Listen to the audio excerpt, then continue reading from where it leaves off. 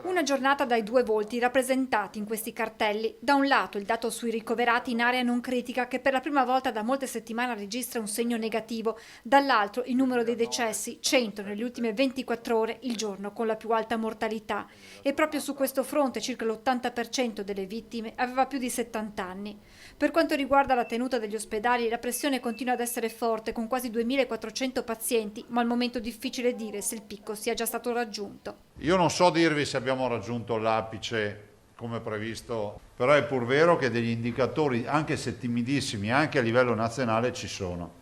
L'assetto ospedaliero veneto è comunque pronto a subire un'eventuale onda d'urto. Per questa seconda ondata la Regione Veneto ha predisposto 6.000 letti in area non critica, oltre 1.500 nelle strutture intermedie e altri 740 nei 5 ospedali dismessi e recuperati. A questi andranno ad aggiungersi, su indicazione del commissario Arcuri, anche i Covid hotel, che in caso di necessità potranno ospitare pazienti in fase di guarigione che non hanno più bisogno di assistenza sanitaria, ma che per vari motivi non possono ancora far rientro a casa. Abbiamo molti casi, anziani positivi, con coniuge negativo, e allora in questo caso invece di tenere ospedalizzato questo signore o questa signora andranno al Covid hotel.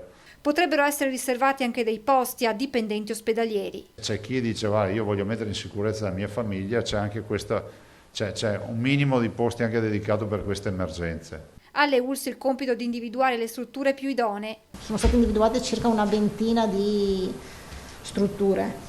Ci veniva chiesta una per provincia. La lista dovrà ora essere scremata dalle ULSS, con le quali si dovrà anche discutere la parte economica. Stiamo ragionando appunto per eventualmente individuare le modalità di ristoro, di individuazione di tariffe e di quant'altro. Il governo dovrebbe pagare. Intanto stamane si è riunita la conferenza delle regioni, sul tavolo la questione dei 21 parametri determinanti nell'assegnazione delle fasce di rischio regionali, inseriti, ricorda Zaia, in un provvedimento del 30 aprile scorso. Quei parametri nascevano come un elemento di benchmark, no? Di barra di controllo, uno dice guardo come sono messo in base ai parametri.